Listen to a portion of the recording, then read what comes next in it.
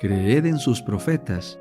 Martes 14 de febrero 2023, segundo de Crónicas 30. Ezequías celebra la Pascua. Ezequías envió mensajeros por todo Israel y Judá, y también escribió cartas a los de Efraín y Manasés para que acudieran a Jerusalén, a la casa del Señor, para celebrar la Pascua del Señor Dios de Israel.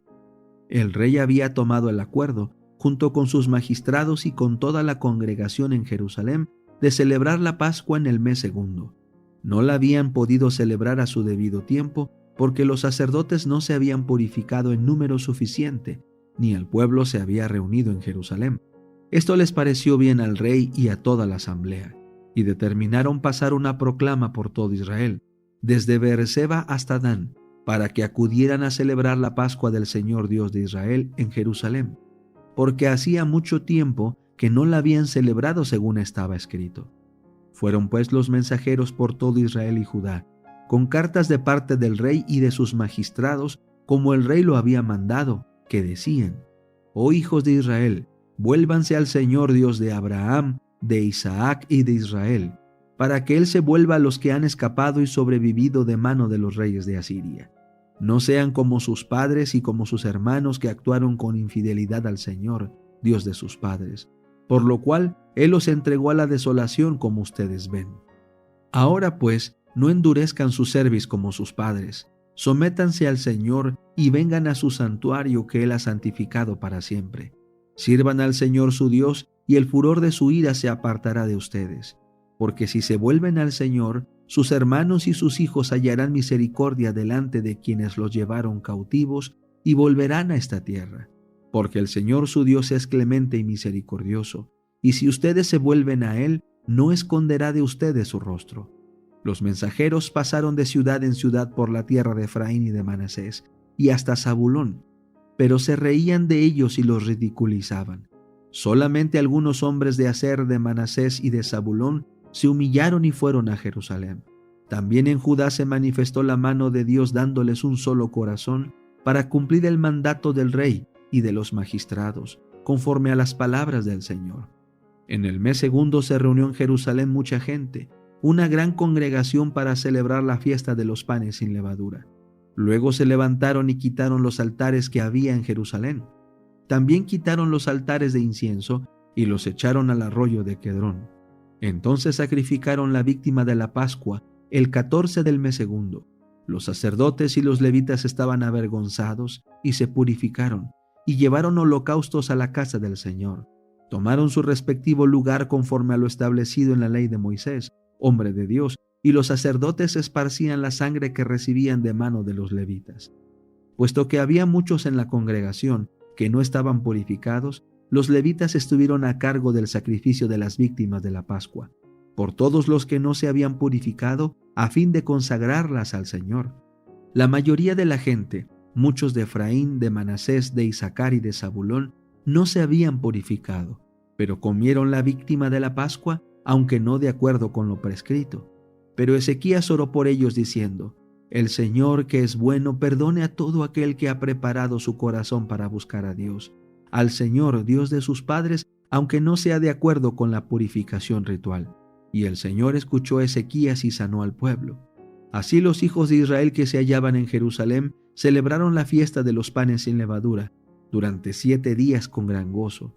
Los levitas y los sacerdotes alababan al Señor día tras día, cantando al Señor con instrumentos resonantes. Ezequías habló al corazón de todos los levitas que demostraban tener buen conocimiento del Señor, y durante 7 días comieron la porción asignada, ofreciendo sacrificios de paz y dando gracias al Señor, Dios de sus padres.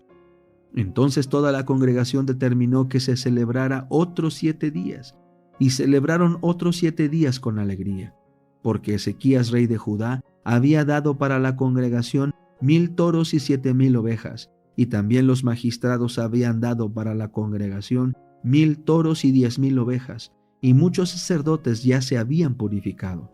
Toda la congregación de Judá se regocijó, como también los sacerdotes, los levitas y toda la congregación que había venido de Israel.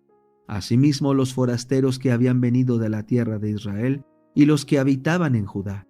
Hubo gran alegría en Jerusalén, porque no había habido cosa semejante en Jerusalén desde los días de Salomón, hijo de David, rey de Israel. Después los sacerdotes y los levitas se levantaron y bendijeron al pueblo, y su voz fue oída y su oración llegó a su santa morada, al mismo cielo. Eventos de los últimos días, capítulo 17. Las 7 últimas plagas y los impíos. Puede presentarse el razonamiento de que un padre amante no aceptaría que sus hijos sufriesen el castigo de Dios por fuego, teniendo el poder para socorrerlos. Pero por el bien de sus súbditos y por su seguridad, Dios castigará al transgresor. Dios no obra basado en el plan del hombre. Él puede aplicar una justicia infinita que el hombre no tiene derecho de administrar a un semejante. Noé habría desagradado a Dios si hubiese ahogado a uno de los escarnecedores y burladores que lo hostigaban. Pero Dios ahogó al vasto mundo. Lot no habría tenido derecho de infligir castigo a sus yernos, pero Dios lo haría usando de estricta justicia. ¿Quién dirá que Dios no hará lo que Él dice que hará? Los juicios vienen cuando Dios retira su protección. Se me mostró que los juicios de Dios no vendrían sobre ellos directamente del Señor, sino de esta manera. Ellos se colocan más allá de su protección.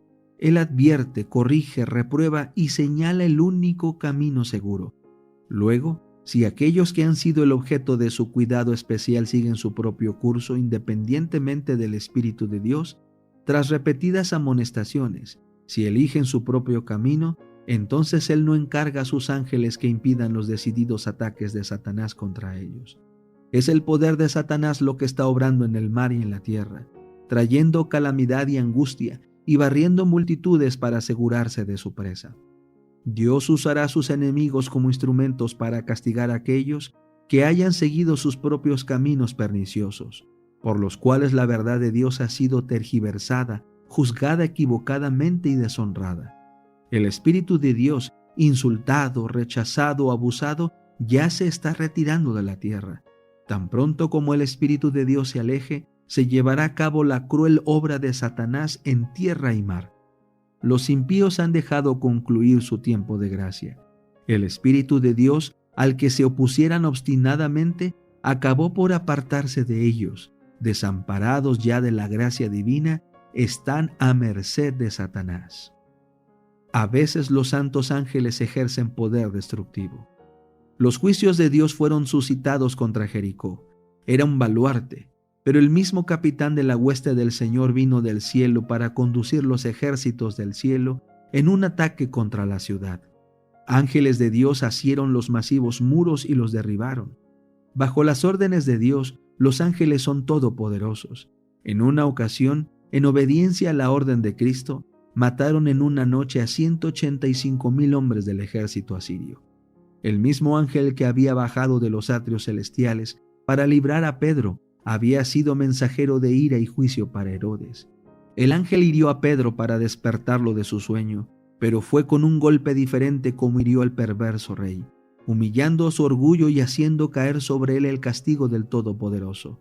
Herodes murió en gran agonía mental y corporal bajo el justo castigo de Dios. Un solo ángel dio muerte a todos los primogénitos de los egipcios y llenó al país de duelo.